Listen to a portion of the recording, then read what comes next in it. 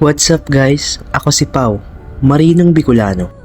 In this video ay oras na ng aming paglalayag. Last port pala namin guys ay Kelang, Malaysia at natapos yung loading namin doon ng 5 PM September 16 at umalis kami ng 10 PM in the evening. Almost 1 month pala guys ang paglalayag namin papuntang Turkey. Doon namin i-discharge ang mga kargamento naming steel bars. Sana ganito na lang palagi yung dagat, no? Kalmado at wala masyadong alon. So kinabukasan nga ay start na ng trabaho namin. Back to normal na ulit yung pasok namin guys, 8 AM to 5 PM. Ang job order ko pala ngayong umaga ay tulungan si deck fitter at dito kami magtatrabaho sa akomodasyon. Dito pala sa accommodation ay located ang bawat kwarto o room ng mga crew. 5 palapag pala guys yung akomodasyon namin. Una ay upper deck, sunod A deck, B deck, C deck at bridge ang pang-5 palapag. Dito pala kami magtatrabaho sa laundry room. Isisecure namin guys yung mga washing machine namin dito. Lalagyan namin ng mga pampatibay na bakal dahil sa mga susunod na araw ay baka dumating na yung mga malalakas na alon. At least secure yung mga washing machine namin at hindi masisira kahit umalog yung barko. Pagkatapos ngang mai-welding ni fitter yung mga bakal na ikinabit ay ako naman yung nagpintura nito. Tamang primer lang sa gedli si Pogi, 3 washing machine at 1 dryer pala yung kinabitan namin ng mga ganito.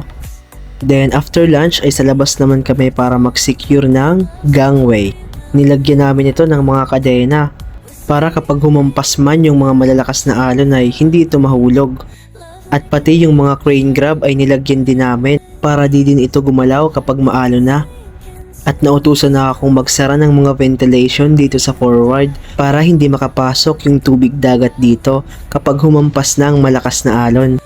Ganito guys yung mga paghahanda na ginawa namin dahil mabuti na yung handa dahil hindi namin alam kung kailan darating yung masamang panahon, bad weather, rough sea at malalakas na alon. Time check ay 5 PM na. Tapos na ang aming trabaho at oras na ng pahinga. Kinabukasan ay eto na nga ang kalagayan ng dagat. Lumakas na nga guys yung hangin at alon. Pero kahit ganyan ay tuloy pa rin ang trabaho. Alon ka lang, marino kami. Pang malakasang moto ng mga marino Pero kahit maalog yung barko ay tuloy pa rin yung trabaho. Pero safe lang yung mga galawan dahil sa galaw ng barko ay baka ma-outbalance tayo. Safety first ba? Andito pala ako ngayon guys sa paint room. Nagtitimpla ng primer paint. Namiss ko tuloy magtimpla. Sa Pilipinas kasi iba yung tinitimpla ko Basta may nesty, yellow at alam mo Ito na pala yung last naming trabaho ngayong araw. At tapos na naman yung maghapon guys. Salamat sa Diyos at na-survive na naman. Sa pagkakataon na to ay andito na pala kami guys sa parting Indian Ocean. At dadaan pala guys yung barko namin sa Gulf of Aden at Red Sea. Ang Gulf of Aden at Red Sea ay mga high risk area.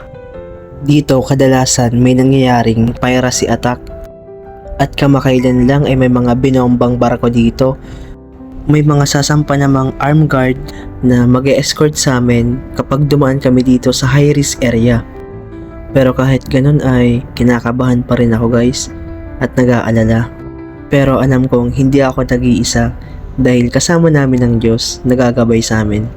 At sa lahat ng kapwa ko marino, huwag niyong kalimutan, lagi lang tayong manalangin.